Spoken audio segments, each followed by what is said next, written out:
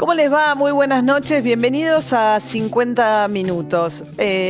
Bueno, son horas todavía de mucha conmoción después de la denuncia contra Juan D'Artés, de la violación que sufrió teniendo apenas 16 años, Thelma Fardín. Una actriz que estaba en Patito Feo, tenía 16 años, la historia ya a esta altura es muy conocida. Se van a Nicaragua en el año 2009 y ella tenía 16, él 45 y pierde la tarjeta para entrar. En realidad estaba desmagnetizada la tarjeta para entrar a su cuarto de hotel y no podían bajar al lobby porque había mucho furor por Patito Feo y él le dice que por qué no llama por teléfono desde su habitación para pedir una nueva tarjeta. Y es allí donde se aprovecha de una niña tan pequeña, en una situación tan indefensa, y la viola. El relato de Thelma fue desgarrador, fue muy contundente, en el marco además de las actrices que la acompañaron en todo este proceso. Ahora les vamos a contar porque fue muy importante también la manera en que ese colectivo de actrices argentinas actuó a partir de tomar conocimiento de lo que había pasado con Thelma, y creo que un poco la contundencia del impacto tiene mucho que ver con la responsabilidad con la que este caso se trató, y que el impacto que ha tenido en estas horas tiene que ver con que esto ocurre al cabo de un año de muchas movilizaciones de mujeres por el tema de Ni Una Menos, por supuesto la discusión por la legalización del aborto y un cambio de época con relación a las pautas culturales de aquello que hasta hace no mucho tiempo o muy recientemente era aceptable, o que las mujeres callábamos o callaban, y que ahora las cosas cambian de manera muy repentina y aparecen también estas historias donde las mujeres ya no hay ninguna discusión respecto de si creerle o no creerle a Thelma. Cuando en su momento salió Calu Rivero, que vino aquí a 50 Minutos a contar que ella había padecido una situación de abuso por parte de este mismo actor cuando estaban protagonizando una novela, bueno, para Calu fue una situación muy cuesta arriba, no se le creyó. De hecho, D'Artés siguió trabajando, empezó a encarar una tira infanto-juvenil en un canal de aire y recién ahora algunos de los compañeros y compañeras de D'Artés que en ese momento habían salido a defenderlo, le han pedido perdón a Calu.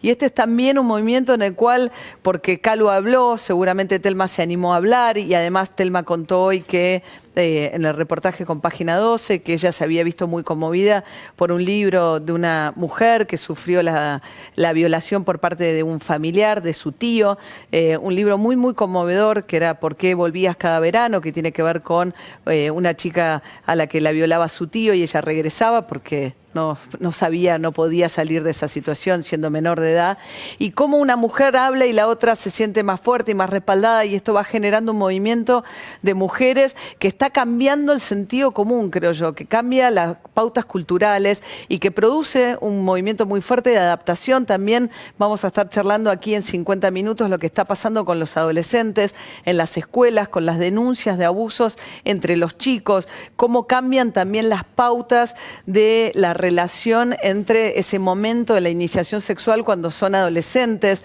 comportamientos que eran aceptables y que han dejado de serlo, chicas que están planteando otras reglas, que están con un conocimiento y una voluntad de saber y decir que no, y que se les escuche cuando dicen que no, y los adultos que muchas veces tampoco saben muy bien cómo actuar en este mundo tan cambiante, los hombres, las mujeres.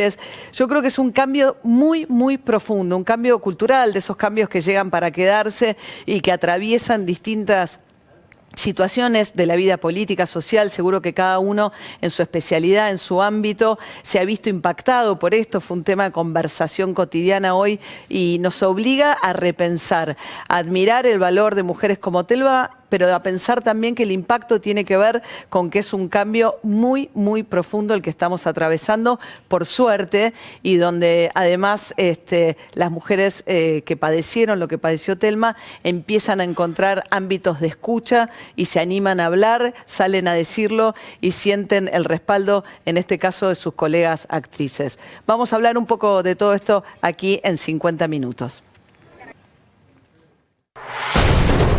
La colectiva Actrices Argentinas convoca esta conferencia de prensa para acompañar la denuncia penal realizada por nuestra compañera Telma Fardín. Durante 9 años lo anulé para poder seguir adelante. Es muy simple cuando es consentido y cuando no es consentido. No hay más vueltas. Yo le dije que no. El director estaba en escena, él estaba ahí en escena cuando nosotros decía, bueno, ahora agarra la mano. No, ahora dale un beso. Ahora ella te muerde la espalda. Vayamos a la justicia. Artés telefónicamente me niega esta situación. Tenía 16 años. Era una nena. Obviamente que vos, ahora si es prueba contundente, yo no podría defender a una persona de estas características. ¿Un insulto? ¿Un empujón? Y me dijo, mira cómo me pones. Mira cómo nos ponemos.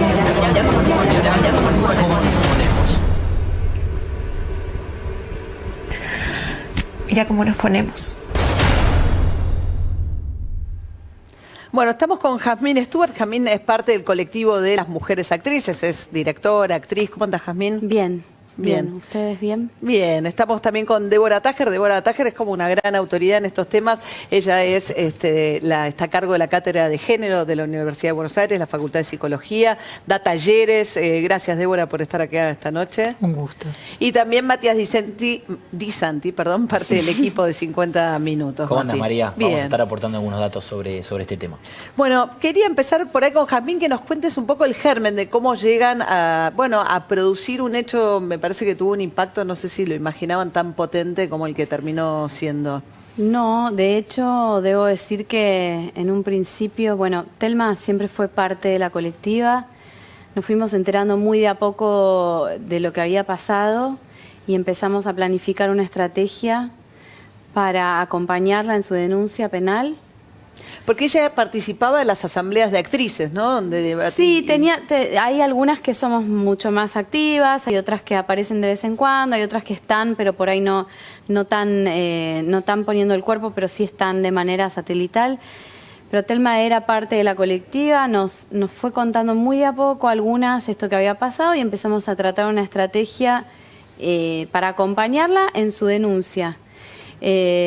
Para contenerla, para darle espacio y para darle entidad a nivel público, porque esa es nuestra tarea con respecto a este tema y a tantos otros que venimos trabajando y representando. Pero ustedes, armaron toda la estrategia de ir a Nicaragua, hacer la denuncia, consultaron abogados. No, Telma viene haciendo un trabajo muy profundo desde hace muchos años sobre sí misma, para poder advertir lo que le pasó, para poder reconocerlo, para poder ver cuáles son las acciones que corresponden, para darles lugar a esas acciones de manera responsable. La verdad es que es admirable todo el proceso que ella hizo y cuando nosotras nos empezamos a poner al tanto de todo esto, empezamos a trabajar sobre la manera de comunicar esto y de qué manera darle una contención a nivel pública, ¿no? Porque nos dimos cuenta de que esto era muy fuerte y yo quiero resaltar, esto es fuerte no solo por este caso puntual, sino porque viene a visibilizar a muchos casos similares que ocurren día a día en todos los ámbitos, en todas las áreas de trabajo, en la calle, y que son absolutamente ninguneados e ignorados por los medios, por la sociedad entera. Y dentro del sistema judicial también hay un nivel de abandono impresionante. Una mujer que se acerca a la justicia a denunciar un delito sexual, tiene que atravesar por un proceso absolutamente engorroso, espantoso, que lo único que hace es revictimizarla, ponerla en el banquillo del acusado, poniéndole la lupa encima, preguntándole qué tenía puesto, de dónde venía, a dónde iba, cuántos novios había tenido y si alguna vez había probado droga.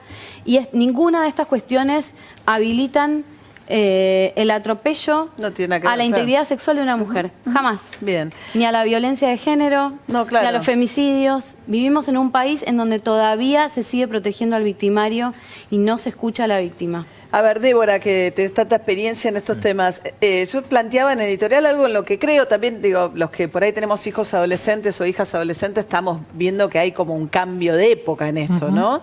Y tal vez el caso de Telma vino a irrumpir muy fuertemente en que es un cambio de época, ¿no? Con relación a estas cuestiones. Yo creo que sí. Creo que hay una visibilidad y una autorización a contar cosas que antes no se contaban. y también que se está empezando a significar situaciones que antes eran de malestar o me pasa a mí, y ahora hay como una idea de que nos pasa a todas o que nos puede pasar a todas y que no nos tiene que pasar más. Me parece que es parte del cambio y... Sí, la idea de tener, digo, porque uno pensaba en cosas cotidianas, ¿no? Tengo que cruzar de calle. ¿Por qué tengo que cruzar de calle si hay tres tipos? ¿Por qué tengo que bancarme que me digan algo que me genere incomodidad estando en la calle? ¿Por qué si ya me ocurrió y tuve la desgracia de que me ocurra, tengo que sentir vergüenza? Tengo que sentir pena de mí misma, tengo que sentir miedo. En el caso de los abusadores que están ocupando un lugar de mucho poder, hay un temor muy grande porque hay un modus operandi de este tipo de abusadores que consiste en una contrademanda. Claro. Te demando por daños y perjuicios. Bueno, es lo que le pasó a Calu. Calu Rivero tiene mañana una audiencia porque D'Artés la denunció a ella por calumnias e injurias. Nosotros tenemos un tape acá de lo que fue la primera defensa, en comillas, cuando D'Artés... empezamos con el de Calu. Bueno, miren a Calu en 50 minutos, que fue el primer programa donde Calu vino a hablar del tema. Es muy simple, María, cuando es consentido y cuando no es consentido. No hay más vueltas. Consentimiento es cuando el deseo es mutuo. No consentimiento es cuando el único deseo que importa es el de él. Ahí está mal. Para mí fue muy doloroso porque, te vuelvo a repetir, yo estaba en un momento... Tu primer protagónico. Mi primer protagónico. Trabajé mucho para llegar ahí. Yo vengo de... Estaba en Córdoba viviendo... Estudié con Norman Brisky, me tomaba el bondi todos los fines de semana. O sea, realmente me forcé por llegar al lugar donde llegué. Entonces, era todo constante una conversación adentro mía diciendo, aguanta, esto no lo va a volver a hacer. Le creí que lo que él me decía, no lo hago más. Lo volví a hacer. Entonces, creo que eso es mucho más... igual o peor, te diría, porque es una persona que juega con tu cabeza. De lo único que me arrepiento es no haber hablado, porque al final la única que te va a defender sos vos.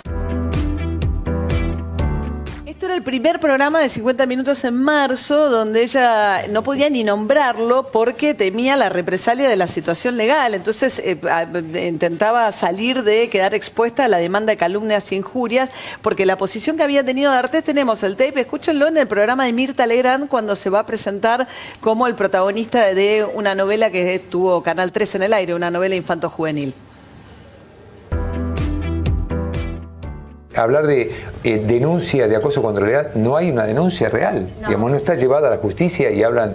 Digamos, ahora, Mirta, a mí, perdón, ¿no? Me preocupa que mandemos como un mensaje equivocado en un año en el cual las mujeres que se animaron a hablar, fue etapa de la revista Time, y es un movimiento en el cual vimos que hubo muchas mujeres que tardaron 10, 15, 20 años en poder decir su verdad, que había gente que fue tremendamente exitosa, que tenía matrimonios muy felices, con hijos, y que de todas maneras había realizado hechos muy inapropiados con un montón de mujeres. Y creo que también la mujer que sale a hablar y que sale a decir lo suyo se expone a situaciones. Ella también fue muy maltratada en muchos medios de comunicación por haber dicho lo que ella siente que le pasó.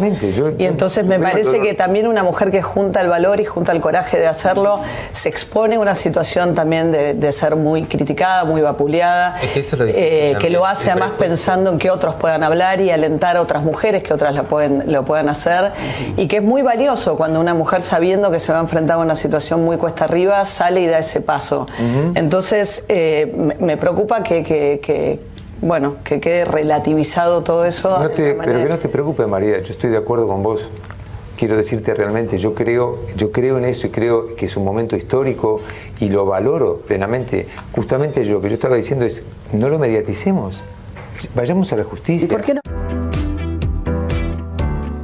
Bueno, esto era porque él decía que Calu Rivero buscaba publicidad y que entonces que él tenía una familia muy bien constituida y que por qué... Pedía una denuncia penal. Lo que uno pide mucho se le da. Claro.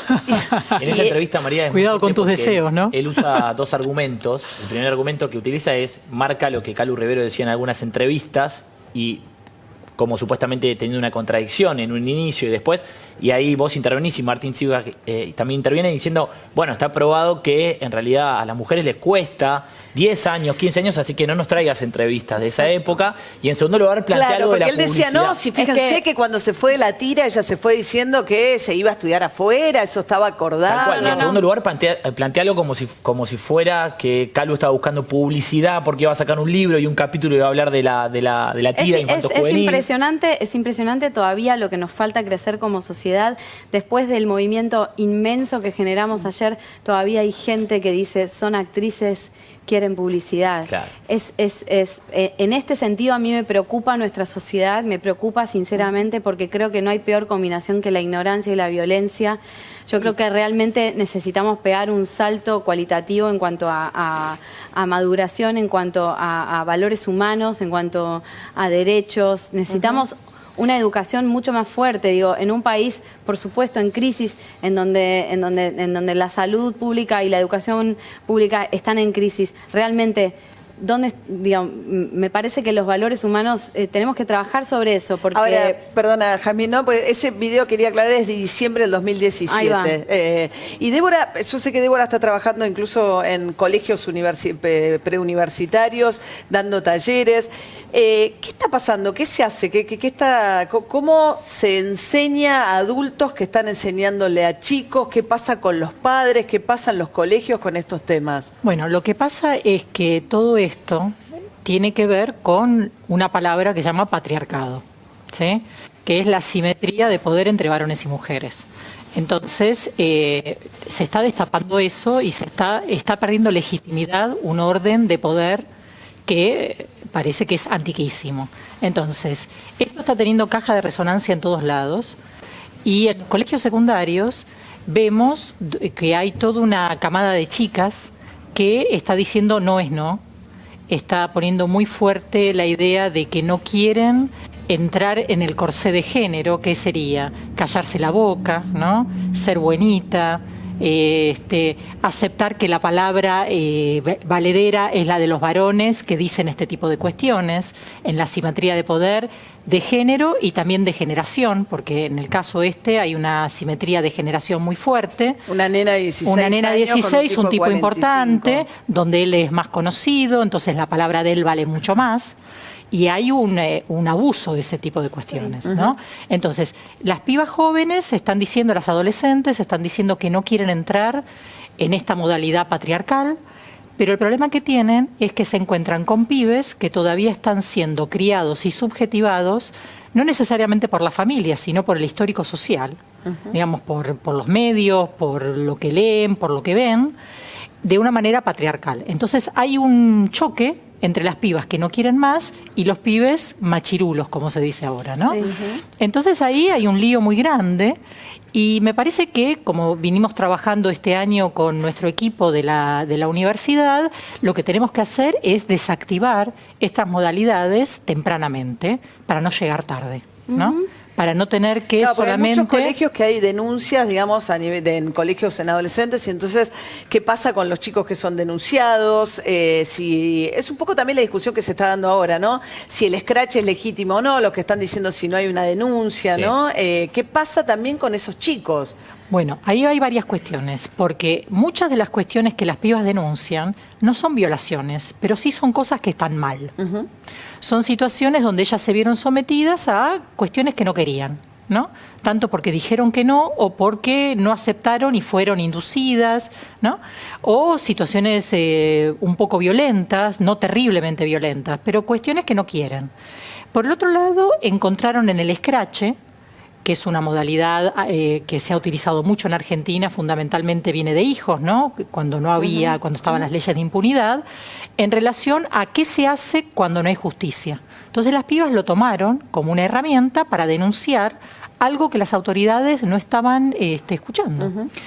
Y en este momento, bueno, ya hay efectos de este tipo de situación, entonces empiezan a haber otros daños, ¿no? Desde un reclamo totalmente legítimo, es una herramienta que sirvió para la visibilidad, pero en este momento está habiendo colisión entre esta cuestión que las pibas demandan legítimamente y los pibes varones que se ven denunciados, algunos en justa medida, otros algo que se podría llegar a discutir. Y que no saben qué hacer con eso. Entonces, bueno, hay una propuesta, por ejemplo, hay talleres de deconstrucción, de construcción de la masculinidad, donde te mandan a deconstruirte. Entonces, bueno, lo que fuimos trabajando... Claro, ¿qué hacer con eso? ¿Qué hacer con eso? Es hacer una propuesta de masculinidad diferente. Una masculinidad que no tome a las mujeres como objeto. Entonces, esto es parte de lo que nos debemos como sociedad, criar varones y mujeres donde haya una paridad, donde haya respeto por el semejante. Ahora, lo loco, perdona, ¿dónde está el Estado en todo esto? ¿No? Porque, ahí va. No, porque ¿dónde está el Estado? Vos fijate los datos, Matías Di tiene datos. O sea, ¿qué está haciendo el Estado con esto que es este cambio social tan grande que está atravesando la sociedad? Tal cual, o sea, nosotros lo que tenemos son datos del Ministerio de Seguridad de la Nación y en línea con lo que decía Jazmín, hay varias Telmas que todos los días se están denunciando. Tenemos 11 denuncias promedio por día en el año 2017, aumentó con respecto a 2016, que eran 10 denuncias por día. 11 por día, de violación. De violación, exactamente. Después están las denuncias que tienen que ver con otros delitos de integridad sexual, que es intento de violación o abusos sexuales. Las primeras que mencionaba son violaciones consumadas, o sea, se denuncia que la violación existió efectivamente, y lo que vemos es que aún con el aumento, 1 de cada 10 mujeres hace la denuncia, en línea con lo que planteaba Débora, que es que hay muchas veces que, primero, no saben que tienen los derechos para poder denunciar. En las fiscalías no las ayudan a la hora de continuar. 11 mujeres denuncian por día, pero esas denuncias no prosperan, no pasa mucho. No pasa mucho y además es muy poco respecto de lo que ocurre en la realidad, porque la tasa de denuncia es muy baja, ¿sí? Es muy baja. Y además porque muchas de estas violaciones son intrafamiliares, con lo cual también llegar a la instancia de la denuncia cuando la violación es intrafamiliar es mucho más complicado todavía. ¿Y qué hace el Estado también, María? Hoy hablábamos de qué pasa con la inversión en el Instituto Nacional de las Mujeres. Si uno observa lo que está pasando en ¿Cuánto invierte el Estado en esto? Claro, o sea, lo que ha pasado en el presupuesto de 2019 es que cae el presupuesto en el Instituto Nacional de las Mujeres, si tomamos en cuenta la inflación, respecto a 2018. Entonces, cuando uno veía... El Estado le recorta fondos. Le recorta fondos, le quita fondos y no ha sido un área prioritaria, a pesar de varios anuncios que se hicieron este año para luchar contra la violencia de género. No ponen plata. No ponen plata en ese tema, exactamente. ¿Vos qué decías, Jazmín? No, sí, me parece que es tan inmenso este tema. Vos hablabas de las violaciones y los abusos intrafamiliares. Cuando nos metemos en el tema intrafamiliar, no solo estamos hablando de mujeres y adolescentes, estamos hablando de niñas. Hay realidades, sobre todo en algunas áreas del país, que no tienen un nivel de repercusión como estos casos que ahora estamos poniendo sobre la mesa, que realmente son graves. Esto se toca, todo el mundo hoy decía, ¿por qué estuvieron ayer en la conferencia con el pañuelo verde? Porque todo tiene relación, porque es la hegemonía del patriarcado sobre nuestros cuerpos. Una violación es un abuso sobre el propio cuerpo. La obligatoriedad de gestar y parir, porque si una decide que no, es ilegal. Eso también es ejercer el patriarcado, el poder del patriarcado y la opresión sobre el propio cuerpo. Todo el tiempo estamos hablando del derecho a elegir. ¿Por qué tenemos el pañuelo verde cuando denunciamos un abuso sexual? Porque todo tiene que ver. Las mujeres tenemos que empezar a poder decidir sobre nosotras mismas. Cuando decimos no, es no. En un sentido muy amplio. Ahora, otro tema que a mí me preocupa es por qué tanta gente sale a decir por qué no lo denunció antes. Y esto me parece muy importante, me parece algo para resaltar. Primero, atravesar por esa situación es tremendamente traumática, puede llevar años. Sí, claro. Animarse a advertir, a ponerle un nombre a esa situación, a ese episodio que una vivió. Ese es el argumento que ustedes le terminan rebatiendo a D'Artés en la mesa. Primero, ¿no? Que lleva mucho tiempo advertirlo. Segundo, que lleva mucho tiempo comprender la estrategia a nivel legal, porque lamentablemente en este escenario en el que vivimos, hay que ir con cautela y cumplir con un montón de protocolos. Sí, además está el tema de las prescripciones, ¿no? Porque se cambió con la ley Piazza, eso es lo que voy a decir, los delitos sexuales no deben prescribir. ¿Por qué?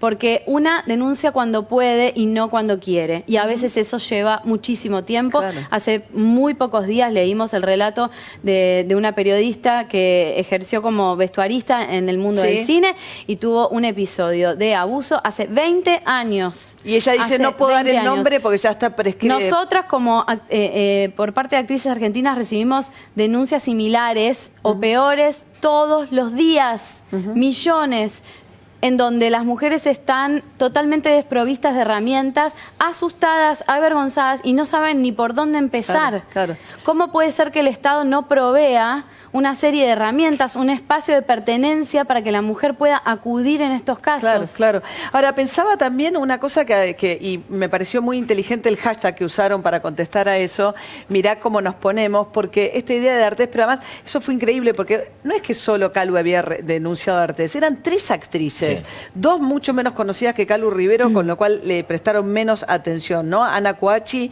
y Natalia Juncos. Sí. Y decían el mismo relato que le decían, mirá cómo me pones, ¿no? Culpabilizándola a ella. Sí.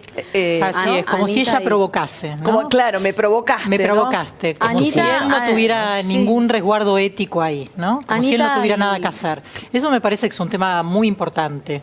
El poder pensar que, digo, cuando yo decía el tema del patriarcado, hay, Eva Giberti, que es nuestra maestra, acuñó un concepto que es que estos hombres son hijos sanos del patriarcado. No tienen ningún problema psicopatológico. ¿Sí? O sea, la idea, perdona Débora que te interrumpa, o sea, son buenos padres, porque la idea es que pueden ser buenos padres de familia, porque la idea es que no, tiene una familia divina, no, ¿cuál es? Eso no tiene nada que ver. Eso no tiene nada que ver y ahí veremos, no sé si es tan buen padre de familia. No, claro, está bien. Pero en todo caso me parece que puede tener un doble estándar, que esto es parte de la masculinidad hegemónica. Ajá. Con quién se porta bien y con quién no vale la pena o no tiene valor su vida como para portarse bien. Porque de hecho Telma cuenta, ¿no? Que ella tiene el reflejo de decirle, pero yo tengo la edad de tus hijos. Claro. Sí, sí. Y eso no lo frena. De hecho, No, en no lo esas frena, situaciones para muchas nada, veces, porque es, o sea, es como la hija, pero no es la hija. Entonces, es la hija de otro, no importa. Entonces, esta cuestión de que hay un doble estándar entre las mujeres con las cuales hay que portarse bien y las mujeres con las cuales no hay que tener ningún tipo de miramiento. ¿Sabes eso qué me hizo también pensar esto sí. nomás? Me pasó de charlar con muchos hombres que tienen hijas y que se relacionaban con esto de decir, tiene la edad de mi hija. Claro, podría ser mi, ¿no? Y que eso les cambiaba mucho la empatía con la situación. Sí. Y de hecho que yo tengo hijas de esa edad, no pensé en eso, pensé más en la edad como mujer. Y el hombre, cuando tiene hijas, tiende a... Y pero se porque pone no en puede ese remitirse lugar, ¿no? a otra cosa. Tengo muchos colegas, actores, varones, que con absoluto estupor decían, yo no lo puedo creer. Yo conozco a esta persona. Era adorable. Sí.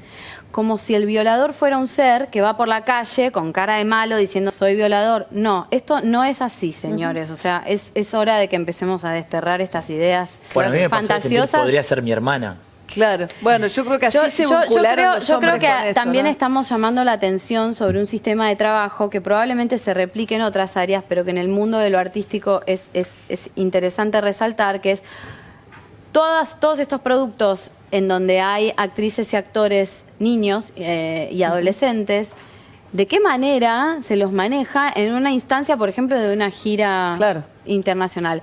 ¿Cómo puede ser que los únicos adultos responsables sean el equipo de producción y el protagonista, que además las familias de esos niños que están trabajando creen que ese protagonista es el gran protector de todos? Bueno, si Eva Dominici contó de Dominici, que estaba en la gira, que Por los eso. padres de ella le decían a Artés, cuidala.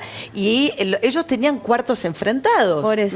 ¿no? Hay algo en todo el sistema que tiene que cambiar y lo que quiero decir también, volviendo al tema de por qué denuncia ahora, que de verdad hoy siento que fue como sorprendentemente la frase acusatoria del día. No olvidemos que este año, y yo diría que desde que surgió el movimiento Ni Una Menos, que no fue hace mucho, fue hace un par de años. En 2015. Es un momento histórico, Claro, sí. absolutamente inesperado, y que el contexto habilita Obvio. a las mujeres a decir lo que les pasa y habilita a denunciar. Hace 10 años esto era impensado. Obvio, si fue difícil para Calu a principio de año. Imagínate ¿no? hace 10 años, en el contexto histórico de hace Sí, 10 claro. años, y teniendo 16. No, ni hablar. ¿Podrías haberlo dicho? Sí. No, O sea, no. Me Débora. parece piola retomar algo que vos decías recién con respecto a, yo lo veo mucho en los varones que se volvieron feministas a partir de las hijas adolescentes. Sí. Entonces, esto es muy interesante porque les toca la sensibilidad. Me parece que, Sí. hay que tocarlos. Yo hace mucho que estoy trabajando en masculinidades. Trabajo en estudios de género hace muchísimos años, hace casi 30 años, pero hace como 10, 15 años estoy trabajando en masculinidades porque me parece que hay que poder llegar a los varones.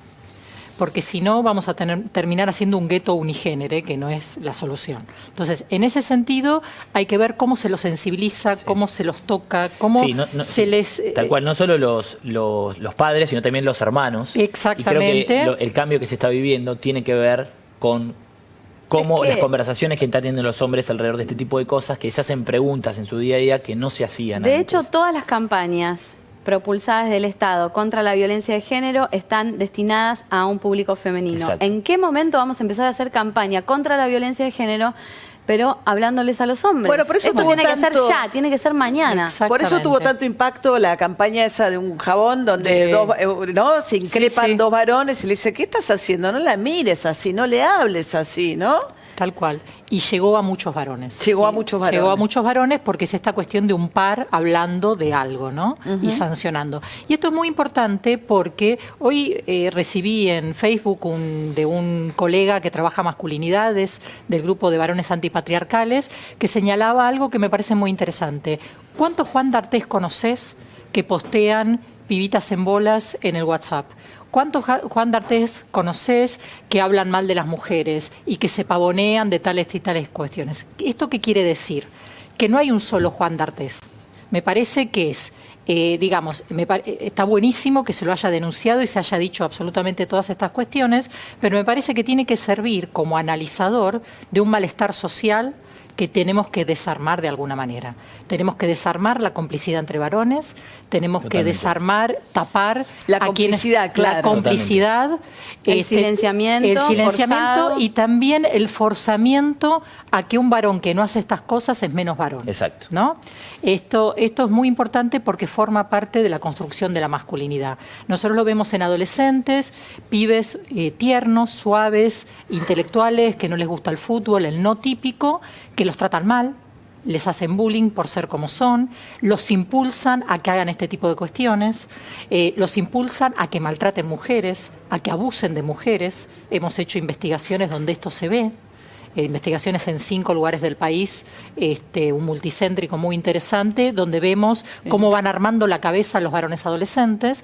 Y me parece que esto es muy importante que lo utilicemos en campañas, en modelos pedagógicos. Pensaba que no hace no tanto dentro de ciertos círculos sociales la idea de debutar con una prostituta y el padre cumpliendo con el ritual, ¿no? Y la idea de que la mujer esa no es tu novia ni tu relación de pareja, sino es la que clase B, que tiene que ver, ¿no? Con tu debut sexual de esa manera y la imposición de que el hombre tenga un debut sexual antes que el de la mujer. Todo eso son también cargas para las masculinidades, ¿no? Y además es lo que esto no quiere decir que estemos justificando a Juan D'Artés. No lo estamos justificando. Lo que estamos diciendo que no es el único. Claro. Entonces, y estamos diciendo que hay una construcción de la masculinidad que hace Juan D'Artés. Claro, hacen Juanes D'Artéses. Lo de romper la complicidad. ¿No? Exactamente. El tema del debut con la prostituta, el debut pago, ¿no? Sí. El tema de que el varón tiene que saber, que el varón puede utilizar el cuerpo de las mujeres como desubjetivado, ¿no? Como un objeto. Esto es una cultura que hay que desarmar desde la temprana infancia. Claro. Es que en realidad yo creo que nosotros como seres humanos llegamos al mundo siendo generosos, sin establecer una diferencia entre un sexo o el otro. Hay algo en la cultura. Cuando mi hijo me preguntó, mamá, ¿qué es feminismo? Que tanto hablas de feminismo. Yo dije, bueno, es un movimiento que promueve la igualdad entre hombres y mujeres. Y se me quedó mirando absolutamente desconcertado. ¿Cómo? Pero si somos iguales. Esto es algo que nosotros construimos. Y lo que tenemos que hacer ahora es deconstruirlo y desprogramarlo. Pero nosotros llegamos al mundo con con una generosidad absoluta, con una apertura absoluta. El lío se arma después, tenemos que desprogramar muchas cosas. Y me parece importante no olvidar que todo este sistema tan putrefacto que estamos denunciando hoy acá llega a instancias absolutamente aberrantes. Hace muy poco tiempo liberaron a los acusados por el caso de Lucía Pérez, que es un caso que para mí... Ese caso de la chica marplatense, que me estoy olvidando la edad, 16 años, que le estaban vendiendo drogas en la puerta del colegio, el dealer la lleva y la devuelven muerta con una sobredosis en una salita en Mar del Plata, y la condena de ese juicio fue por venta de estupefacientes y no por el abuso. Y el crimen quedó impune. Y esto es moneda corriente. No puede ser que nos estemos acostumbrando a abrir el diario y leer este tipo de noticias todos los días. Mujeres abusadas, violadas, asesinadas, descuartizadas, puestas adentro de una bolsa de consorcio, tiradas en medio de la ruta como un animal para que les pase un auto por encima y el cuerpo desaparezca. Estamos hablando de algo mucho más grave cuando llega a estos niveles y que sigue siendo impune. Nos estamos acostumbrando a leer este tipo de noticias. Bueno, creo que lo que estuvo, digamos, que parte de lo que pasó con Telma es que que hubo una conmoción muy grande, ¿no? Es cierto, es con un actor más conocido, es más difícil cuando son casos de gente desconocida y demás, pero bueno, me parece que permite la construcción de que estos temas estén en agenda y que generen, digamos, lo que están pasando. Gracias por haber estado acá esta noche. Por favor, gracias. Quédense ustedes aquí en 50 minutos que ya volvemos. La tecnología, las pantallas, los smartphones, todo eso que usas hoy necesita de la minería. Pero esa no es la única relación que una minera tiene con el futuro. Porque una minera significa desarrollo de la industria en la provincia, contribuyendo al crecimiento de toda la región. Somos Minera Andina del Sol.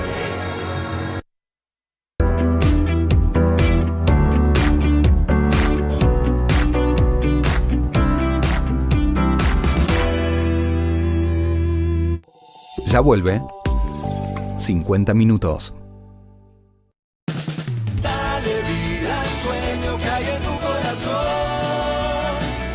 Hacelo realidad con las tarjetas Credit Cop, que tienen los mejores beneficios.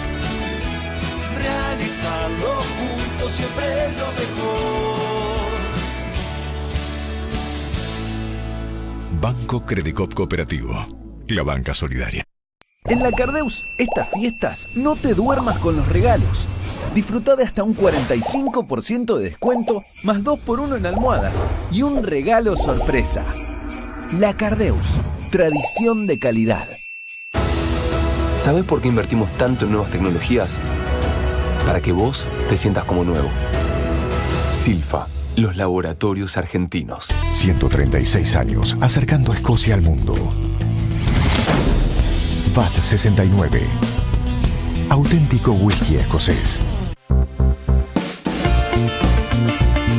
Ojos rojos, secos, cualquiera sea el motivo, solucionalo con Coltex, la línea más completa de descongestivos y lubricantes oculares. Coltex, ojos frescos siempre. ¿Sabes por qué es importante parar y respirar? Porque al respirar conectás con lo que te está pasando ahora, despertás tus sentidos y te cargas de energía. Disfrutás de los pequeños momentos e imaginás otros que van a venir. Cuando parás y respirás, disfrutás más. Poet.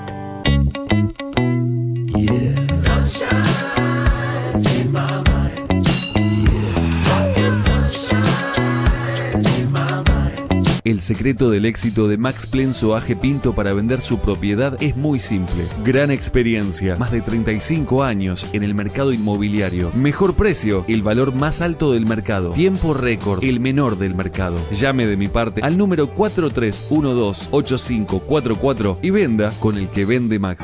Ahora los que tenemos Movistar podemos pasarnos gigas entre nosotros porque... Dar es dar. No explicarle a nadie, no hay nada que explicar. Hoy los tiempos van a mil y tu extraño corazón ya no capta como antes las pulsiones del amor. Yo te digo que dar es dar. Y como todo lo bueno vuelve, en diciembre te devolvemos cada giga que le pases a otro Movistar. ¿Sabes por qué invertimos tanto en desarrollar medicamentos biotecnológicos? Porque curan enfermedades que antes no podían ser tratadas. Silfa, los laboratorios argentinos. La Nación presenta Lego Fan Fest por primera vez en Argentina. Un evento imperdible para todos los seguidores de Lego. Vení con tu familia o tus amigos y divertite construyendo. Del 7 al 23 de diciembre en La Rural. Entradas por Ticketek. Tu imaginación es parte del juego. Sigue 50 minutos. Sigue 50 minutos.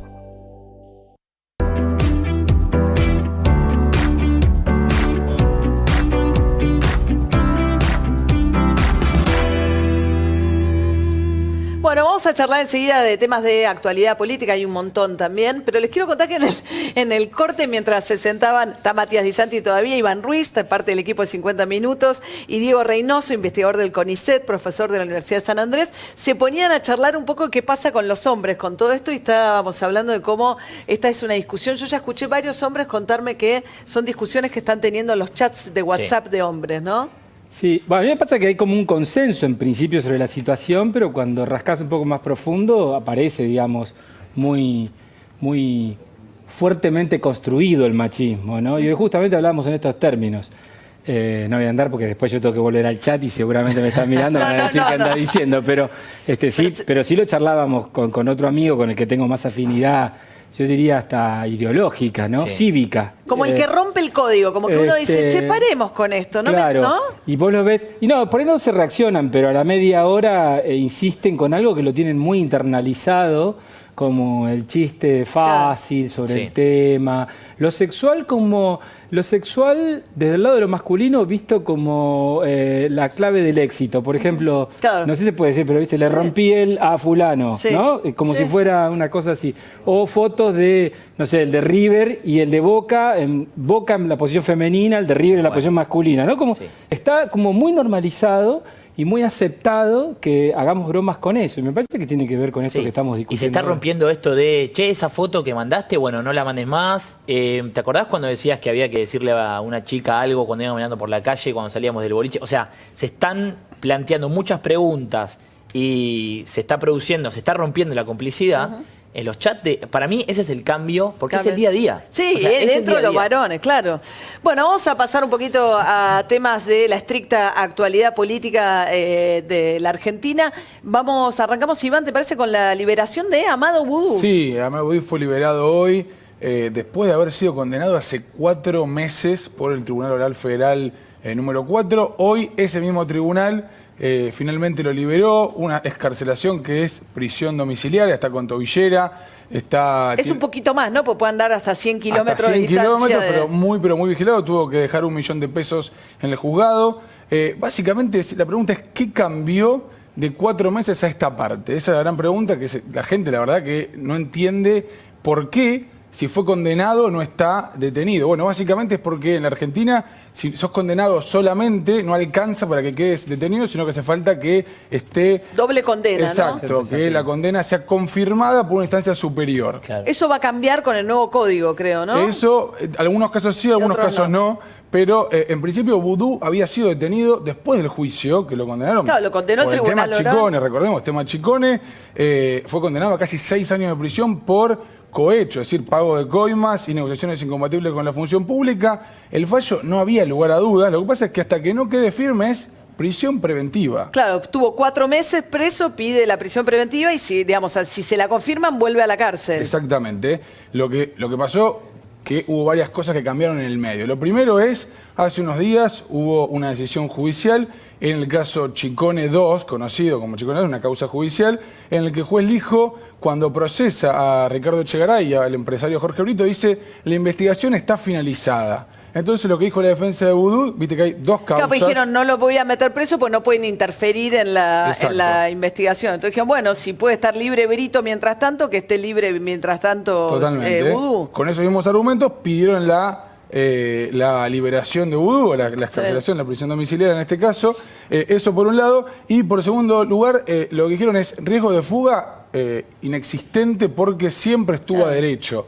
Los jueces, en este caso 2 juezas que decidieron que Vudú tenía que ser liberado, básicamente lo que dijeron es, Vudú es un personaje conocido, es prácticamente imposible que pueda permanecer prófugo porque la gente lo va a reconocer. La cara de Vudú es una cara muy pública. Bueno, entonces ahora, hasta que no le contesten en apelación, va a esperar a ver si confirman la condena. Exactamente, con esos cambios queda Vudú liberado, 6 meses, 1 año, teóricamente debería volver a prisión. Bueno, y Diego Reynoso lo invitamos porque desde la Universidad de San Andrés hacen un seguimiento muy interesante que es mes a mes, con lo cual permite ver cómo es la evolución de la imagen del gobierno, satisfacción y cómo, digamos, este mes justo está por salir la inflación de este mes, que dicen que va a ser alrededor del 3%, que representa una caída importante, pero venimos de estar en una inflación por las nubes. ¿Pasa algo parecido con la imagen de Macri? Algo exactamente parecido. Hace 2 o 3 meses, obviamente, durante un año el gobierno fue una máquina de perder imagen a tu lado, como decía la canción, ¿no? Porque desde la elección de octubre de 2017, que tuvo unos excelentes números, 66% de aprobación, 52% de los entrevistados decían que estaban satisfechos, y el gobierno, eso finalmente después lo ratifica en las urnas, saca 40% promedio votos nacionales.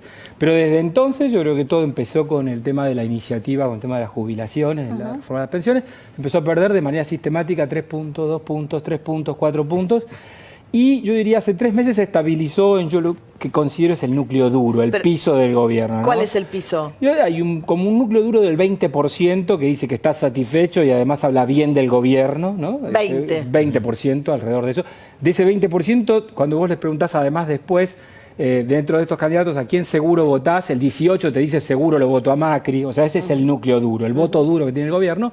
Y después hay un 35% que dice que aprueba el gobierno, o sea, 15 de diferencia, que lo aprueba pero que no está satisfecho y que tiene dudas respecto de cómo se va a comportar electoralmente el año que viene.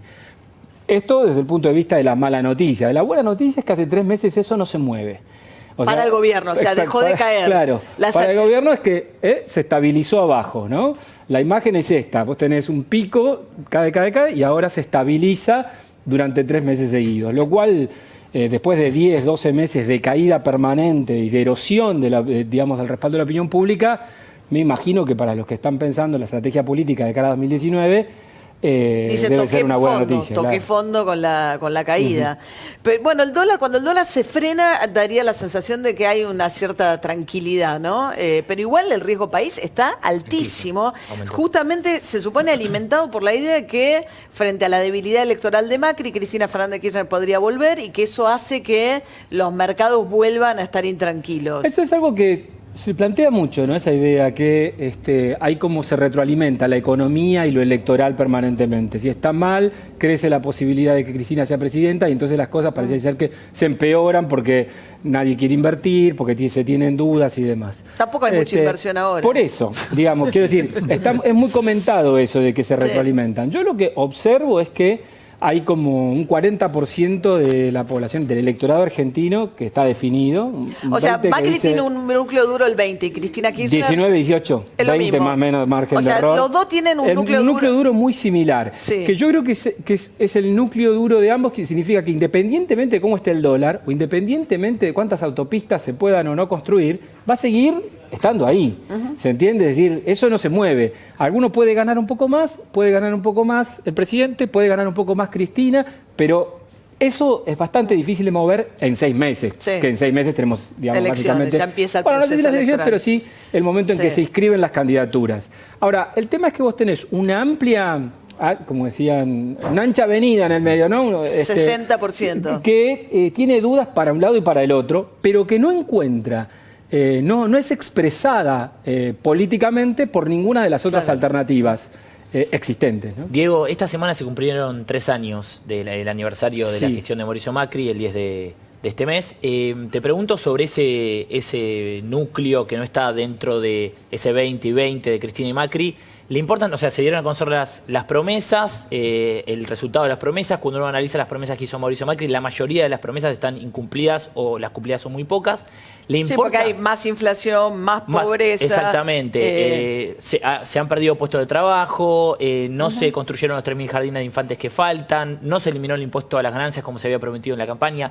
A esa ancha avenida del medio que va en el medio, ¿le importan las promesas, el no cumplimiento de esas promesas o no? Ahí yo creo que juegan dos factores en este momento. La economía, desde luego, siempre pesa, ese es un dato importante, pero eso me parece que va a tener un impacto no dependiendo de cuáles sean las alternativas concretas, políticas con las que tenga que enfrentar y escoger, ¿no? Por eso el gobierno me parece que ha apuntado, ya que en lo económico no tiene una agenda para ofrecer el año que viene, al menos creíble, digamos, yo te diría, bueno, vamos a reducir la inflación, ya está, no puede ser un tema de campaña. Me parece que va a apostar a la seguridad. Patricia Bullrich. Aparte es el tema que más le preocupa a los argentinos. Arriba la inflación. El 71% de los entrevistados dice la inseguridad es el tema. Y entonces ponerlo a eso en la mesa, ¿no? ¿Será vicecandidata a vice Patricia Bullrich? No lo sé. Yo estuve explorando la imagen de los ministros. ¿Y? Ella es la que tiene nominalmente, en términos absolutos, es la más conocida y es la que tiene efectivamente la opinión positiva, la imagen más alta. Pero también es la Patricia Bullrich tiene la opinión positiva más alta y es la ministra más conocida. En términos absolutos, pero también es la que tiene la opinión negativa mayor. Claro. Entonces, cuando vos descontás lo negativo de lo positivo, no está tan bien posicionada. Está mejor posicionada Carolina Stanley. Pero porque no tiene tanta negativa. Y aparte es menos conocida. Es menos conocida. Digamos, a Patricia Bullrich la conoce el 98% del electorado argentino y a Carolina Stanley el 70%. Rogelio Frigerio también. Rogelio Frigerio tiene buena imagen y tiene muy poca negativa. Es muy bien visto, digamos, por el electorado argentino. Claro, pero si Macri eligiera una Patricia Bullrich de compañera de fórmula, estaría eligiendo poner en la agenda de la discusión el tema de la fuerza de seguridad. Y a un personaje muy polarizante, porque es, como te decía, la conoce todo el mundo, pero es te quiero, te amo, ¿no? Te odio, te quiero, digamos, ¿no? Reynoso, le quería preguntar, el año que viene vamos a tener a Cristina Kirchner seguramente en varios juicios por temas de corrupción. Quería saber, en un año también en el que hay mucha preocupación económica, si la corrupción puede llegar a tomar protagonismo en la agenda y en las preocupaciones de los argentinos. Bueno, ahí hay dos temas que separar, la agenda y las preocupaciones. En junio, la corrupción había llegado a ser el segundo tema más importante de discusión pública y que la gente además señalaba como uno de los principales problemas.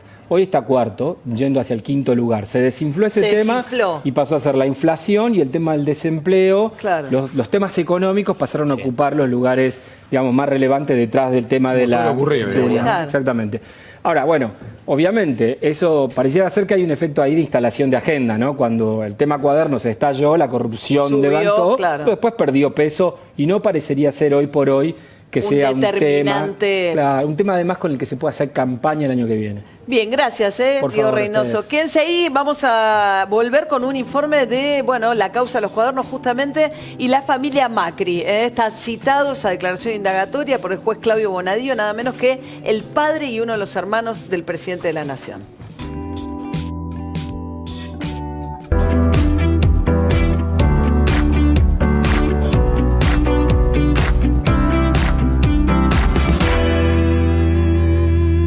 Ya vuelve 50 minutos. ¿Quién es Gala? No es lo que vos pensás. Es un robot del Banco Galicia que le puedes hacer preguntas por WhatsApp y te responde las 24 horas. ¿A ver qué le preguntaste? ¿Qué quiso hacer el arquero en el primer gol de Croacia? ¿Por qué la picó? Si es un bot del banco, tenés que hacerle preguntas del banco. Hijo, Claudia. Como si yo preguntara, ¿Marcos es o se hace? Ay, es. Es tu vieja, toma. Hola, ma. ¿Sabés por qué exportamos medicamentos a países de todo el mundo? Para que le vaya cada vez mejor al nuestro. Silfa, los laboratorios argentinos. Dale vida al sueño que hay en tu corazón. Hacelo realidad con las tarjetas Credicop, que tienen los mejores beneficios. Realizarlo juntos siempre es lo mejor. Banco Credicop Cooperativo, la banca solidaria.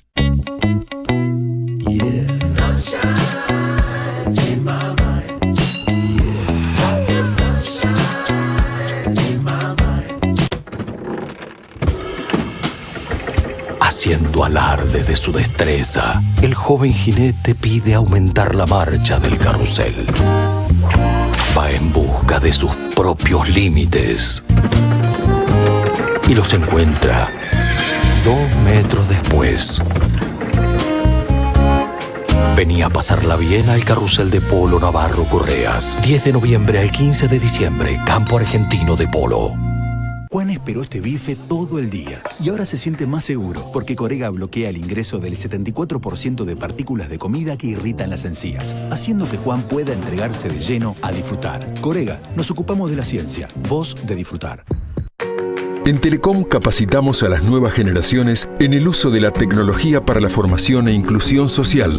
Telecom, conectados con lo que más importa. ¿Sufrís de aftas, llagas o heridas por brackets? Nuevo Oralzone Max, una fórmula mejorada con más potencia antibiótica que calma el dolor y no mancha. Nuevo Oralzone Max, tu boca lo pide a gritos. ¿Sabés por qué nuestros científicos parecen astronautas? Para llevar a Argentina cada vez más alto. Silfa, los laboratorios argentinos. Muy buenas noches, ¿cómo están? Bienvenidos. La realidad no descansa. Y para analizarla, tenemos la mejor mesa de especialistas. No para la causa de los cuadernos, nunca vi al empresariado argentino con esta actitud. Bueno, ¿Chao? se va. Porque llega uno... Igual se van yendo por cuestiones inflacionarias, ¿no? Te queman las manos. De martes a viernes, de 23 a 24. Lo que el día se llevó. En La Nación Más. Sigue 50 minutos.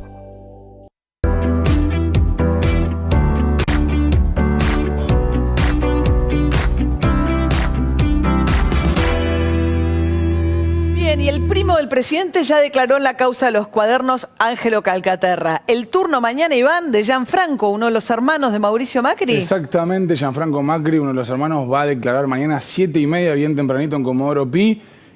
Llega esta madrugada de viaje, estaba en Estados Unidos. Había pedido postergar, ¿no? Exactamente, la postergación. El juez Bonadío le dijo de ninguna manera, 7:30 acá. Había intentado hasta las últimas consecuencias patearlo para adelante, le dijeron que no. El que no va a ir a declarar efectivamente va a ser Franco Macri, el padre del presidente, que había sido citado también por el mismo motivo, que es básicamente que ambos formaron parte de Autopistas del Sol, Sociedad Anónima, una firma que era la concesionaria de la Panamericana, de la autopista que cobraba los peajes. Y del acceso este también, ¿no? Y el acceso este, en parte, después se desprendió.